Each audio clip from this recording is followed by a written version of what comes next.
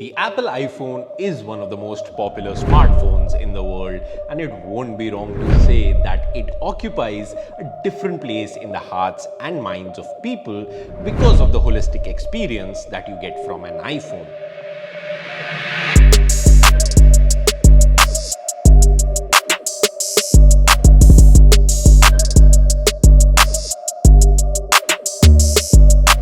The new iPhone 13 takes it to a different level by bringing in all-round improvements over the iPhone 12 with a new camera system, a faster chip, a larger and a more efficient battery, and thankfully a smaller notch. The iPhone 13 has also put on some weight but remains more durable and powerful than ever before, setting a new benchmark for Android phones. I have been using the iPhone 13 for some time now, and I feel I'm in a position to tell you whether or not it delivers on its upgrades and if it is the most value for money iPhone this year. Hello, I'm Siddharth, and you know what this video is about, so let's get started.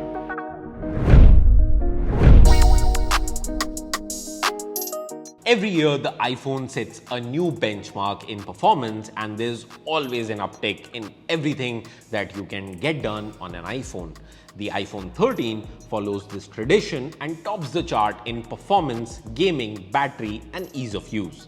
This year, we have the 5nm A15 Bionic chip with a hexa-core CPU, a quad-core GPU, and 16-core neural engine for machine learning tasks, all powering the iOS 15 experience. The base storage is also doubled from 64GB on the iPhone 12 to 128GB on the iPhone 13. Using the iPhone 13 feels very refreshing, and iOS ensures that you get a stable and fluid performance at all times.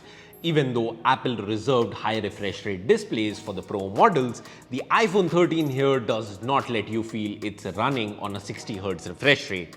And the reason for that is the close synergy between hardware and iOS 15, which optimizes the system for a smooth performance.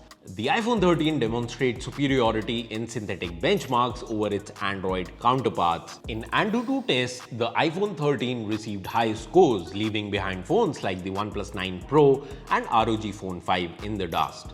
It also topped the chart with impressive numbers in Geekbench CPU tests, which simulates real-world tasks in both single-core and multi-core computing. The iPhone 13 is GPU tests like 3D Mark Wildlife and GFX Bench Metal, with top scores that prove its mettle in running graphic-intensive games like Call of Duty Mobile, Battlegrounds Mobile India, and many more.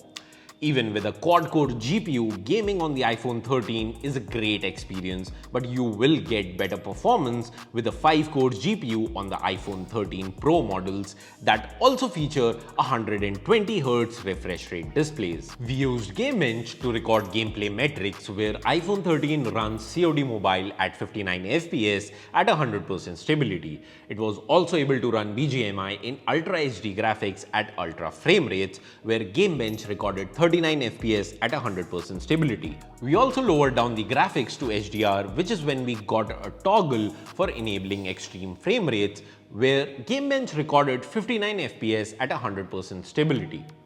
All of this just goes on to highlight the great gaming performance that you can expect from the iPhone 13. And when it comes to daily tasks like replying to an email, sending a message on WhatsApp, playing music, or switching between those apps, it's a cakewalk for the latest iPhone. Even with heavier workloads like editing a picture or a video, the iPhone 13 is able to offer a consistent and polished experience that shows no signs of slowdown. And given Apple's track record of supporting over 5 years of iOS updates, the iPhone 13 will feel fresh as new every year.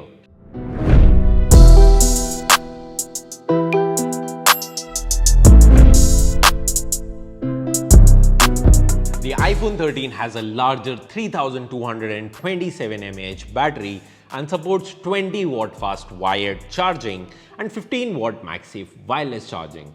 Now, these are not some really great specs to go by, considering 50W charging speeds and bigger batteries are now relatively common on the Android side of things. That being said, the battery life of the iPhone 13 has improved from the last generation, and depending on your use, you can get over 7+ hours of screen on time from this phone. Of course, the battery will start depleting rapidly if you play games or record videos regularly. When it comes to charging, the iPhone 13 tops up in around 1 hour and 40 minutes using the standard Type-C to Lightning adapter.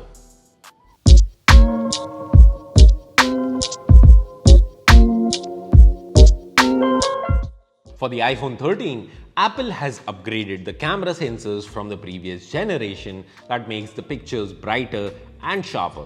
There's also smart HDR4 and new photographic styles that are essentially presets that optimize pictures for colors and contrast. Unlike its Android counterparts, Apple has not jumped the bandwagon to use a high-resolution sensor on the iPhone 13 and instead relies on machine learning algorithms and optimizations to create the most natural-looking pictures. There is a minute jump in the picture quality over the iPhone 12, but it is a jump nonetheless. The cameras really do come close to replicating what you see with your eyes, and you get pictures that are bright, colorful, and sharp. However, because a phone like the OnePlus 9 Pro uses a high-resolution sensor, you get much better detail retention and sharpness, which is something you realize as you zoom into the picture. The daytime shots, both outdoor and indoors, have a good dynamic range and color tones and keep the highlight and saturation levels in check. The natural bokeh looks very good in pictures from the main camera, and it is also very adept in retaining accurate details in areas with shadow. The ultra-wide camera is also great for taking some good landscape pictures, but they often lack details toward the edges. The colors from the ultra-wide camera are in sync with the colors you get from the main camera, which is great as you get near identical colors from both the sensors. The portrait mode is capable of taking some great pictures with bokeh effect. There's also portrait lighting mode that gives a unique look to your portraits with 6 different effects. One of the big highlights of the cameras this year is the cinematic mode, which brings depth of field and rack focus to videos. It is automatically able to shift focus between 2 subjects in a frame and also adds a subtle bokeh in the background. This mode records in Dolby Vision HDR and also lets you edit the focus post-recording. Talking about videos, iPhone cameras have always remained at the top of the game, and the iPhone 13 is no different as it records 4K HDR videos in Dolby Vision. The videos look very good and the colors are closer to natural color tones, which is great for people who produce videos regularly. The sensor-shift OIS also works well and reduces shakes and jitters from the video. At night, however, the iPhone cameras have a lot to catch up with Android phones as the pictures often lack sharpness, and sadly, the night mode does not live up to its potential. The selfie camera gets the same treatment as the rear cameras and remains one of the best in the business, producing accurate skin tones and details. The phone also misses out on the macro camera, which is reserved for the Pro models, but is a commonplace with Android phones in this price range.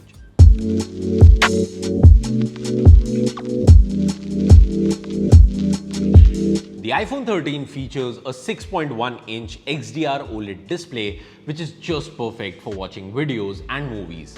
The display is vibrant and gets pretty bright with good sunlight legibility, and the Face ID notch is now smaller than ever before.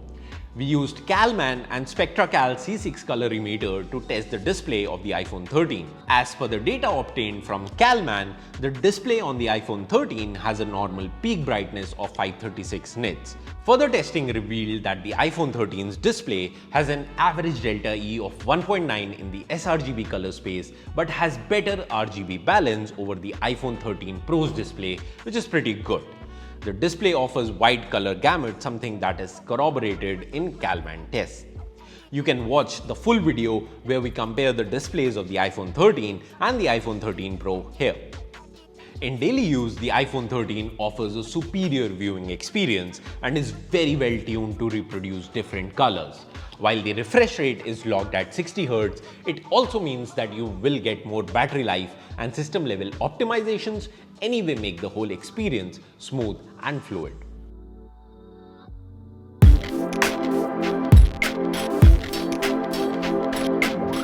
Even though iPhone 13 is slightly thicker and heavier than the iPhone 12, it follows the same design principle.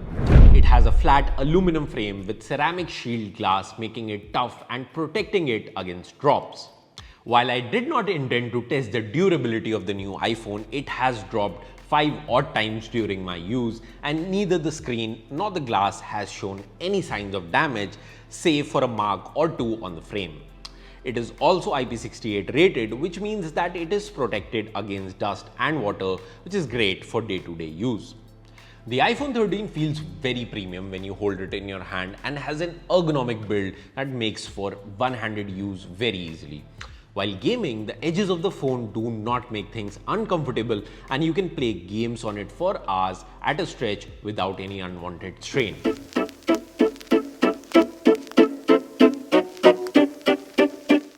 The phone uses new camera sensors, a brighter display, faster than ever A15 Bionic chip, and offers stellar improvements in battery life. The cameras take some brilliant pictures in daylight but leave you wanting for more when it comes to taking pictures at night. Cinematic mode opens up new ways for you to make shallow depth of field videos, and it will only get better at recognizing edges over time. At its asking price of Rs 79,900, the iPhone 13 is a no-brainer for someone who is looking to upgrade from the iPhone 11 or before. For people looking to upgrade their iPhone 12, the iPhone 13 is only but an incremental upgrade that does not warrant a switch, especially since the iPhone 12 is now available at a lower price. If you are someone who's looking to get into the Apple ecosystem, then too the iPhone 13 is a very dependable entry point, as it is packed with all the latest bells and whistles, save for some features like a high refresh rate screen. So that was our review of the iPhone 13. Do let us know in the comments below what more would you like to know about it, and we'll try and answer all your queries. Also subscribe to the channel for more such videos. Thanks for watching.